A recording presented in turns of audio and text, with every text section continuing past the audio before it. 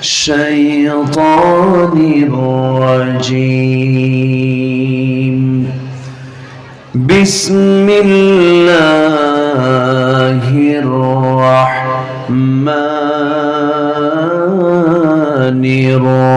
الرحيم إن الله وملائكته يصلون على النبي يا أيها الذين آمنوا صلوا عليه وسلموا تسليما اللهم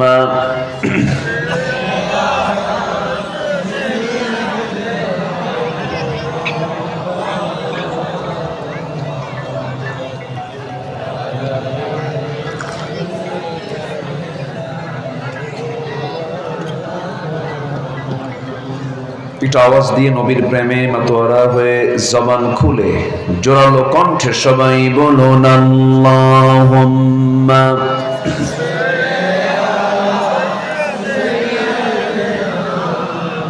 eco river কম, আওয়াজটা clear করে। Eco river কম, না না না না বাড়ানো কম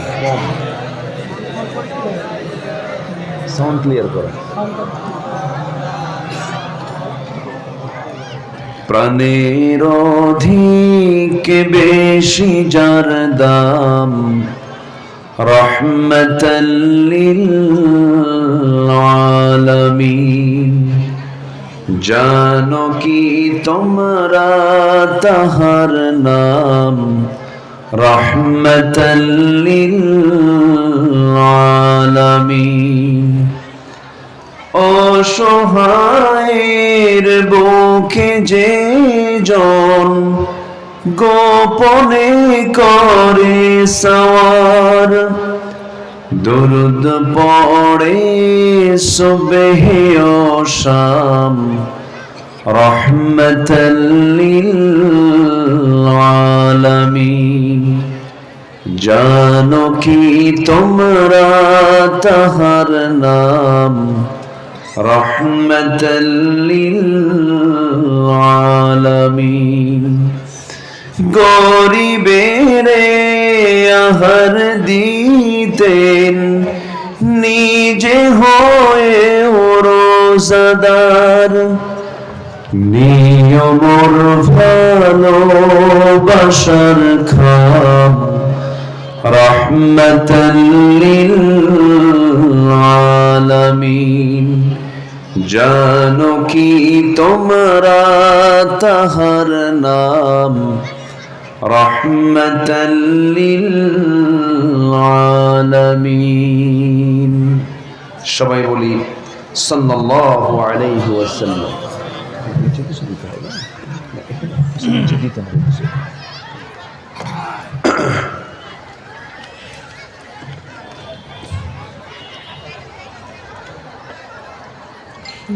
বৃহত্তর রংপুর অঞ্চলের দিনাজপুর জেলার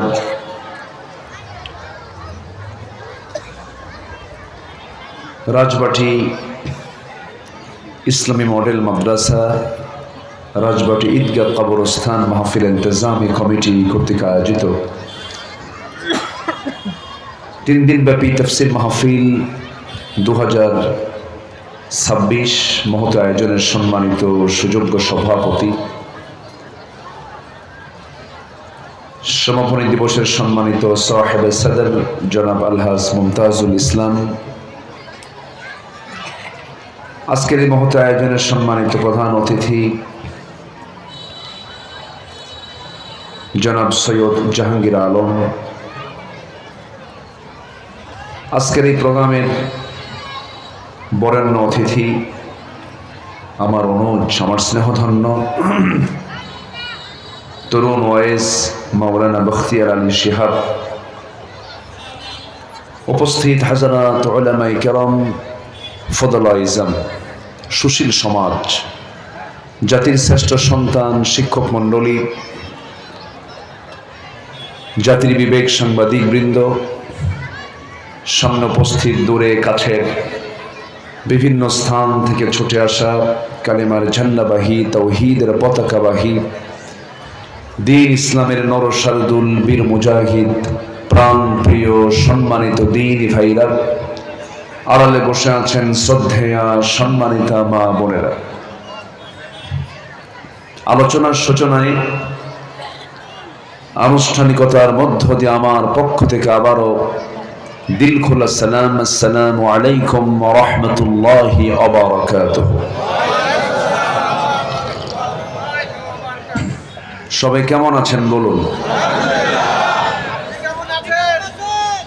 আমাকে প্রশ্ন করলেন, লক্ষণ তো ভালো, মুহাব্বত আছে, মাশাআল্লাহ। আল্লাহ তাআলা আমাকে আপনার মতোই, আপনার কাতারি, আপনার সাথেই বসে রেখেছেন, বলি আলহামদুলিল্লাহ। দুই পাশে কি মাদের বসার জায়গা? গল্প তো বন্ধ হচ্ছে না, প্রচন্ড কথা চলছে ভিতরে। মাদের ভিতরে যারা ভলেন্টিয়ার আছেন, যারা মহিলা দায়িত্বশীল যারা আছেন, আমি করজনে মিনতি জানাই, আপনার আওয়াজটা মঞ্চ পর্যন্ত চলে আসছে। এটা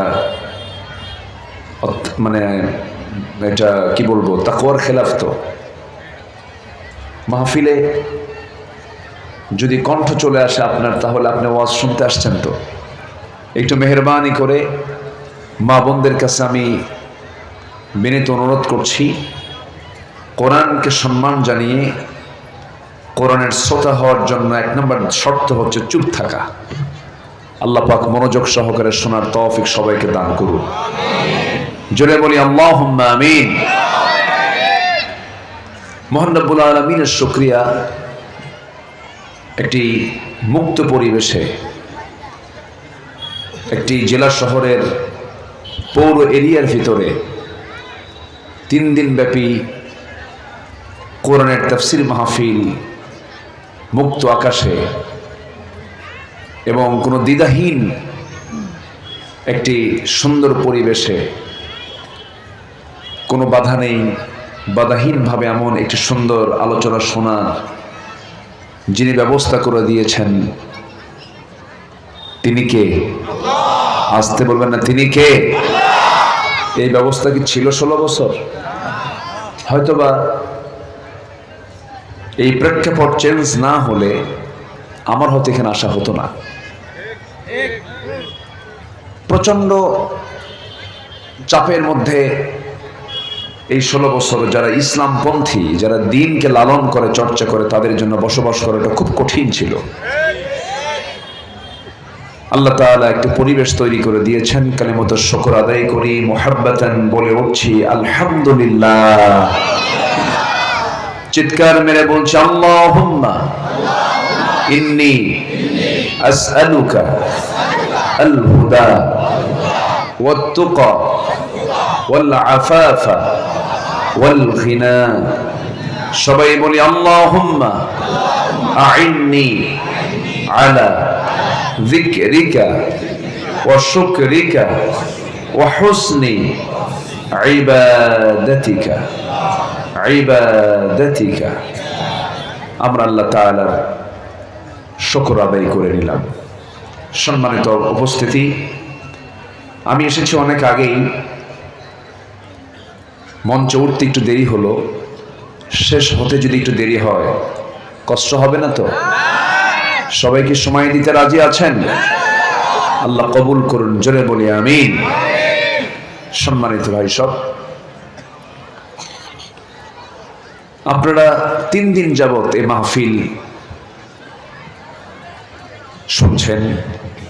আজকে শেষ রজনীর শেষ ক্লাস। আমি ভূমিকায় বেশি যাব না, আমি সরাসরি আলোচনার দিকে চলে যাচ্ছি। এই পৃথিবীতে মানবকে আল্লাহ পাক, মানুষকে আল্লাহ পাক শুধু একটা কাজের জন্য পাঠিয়েছেন, সেটা হলো বান্দার দায়িত্ব হলো কার দাসত্ব করা, কার গোলামি করা। বলেন, যদি বলা হয় কোরআন 1 লাইনে বলে দাও মানব সৃষ্টির উদ্দেশ্য কি? উত্তর এক লাইনে হবে, সেটা হচ্ছে আমি মানবকে, মানব জাতিকে পাঠিয়েছি হলো আমার গোলামি করার জন্য। সাথে আমাদের আগে আরেকটা জাতি ছিল, সেটা জিন, মিনাল জিন্নাতি ওয়ান নাস। এরপর ওমা খলাকতুল জিন্না ওয়াল ইনসা, এরপরে বলুন বলুন ইল্লা লিয়াবুদুন। এই আয়াতগুলো তো আমার দেশে কমন, সবার মুখস্থ। কুল্লু নাফসিন, এটা সবার। মিনহা খালাকনাকুম, হ্যাঁ, এই আয়াতগুলো মুখস্থ আছে মোটামুটি, আলহামদুলিল্লাহ ভালো। নামাজ না পড়লো আয়াত কিছু মুখস্থ করে মানুষ, বিড়িও খায়। সম্মানিত ভাইরা, তাহলে একটা কাজ, কয়টা কাজ বলেন তো? একটা কাজ। আমার দায়িত্ব হচ্ছে কার ইবাদত করা?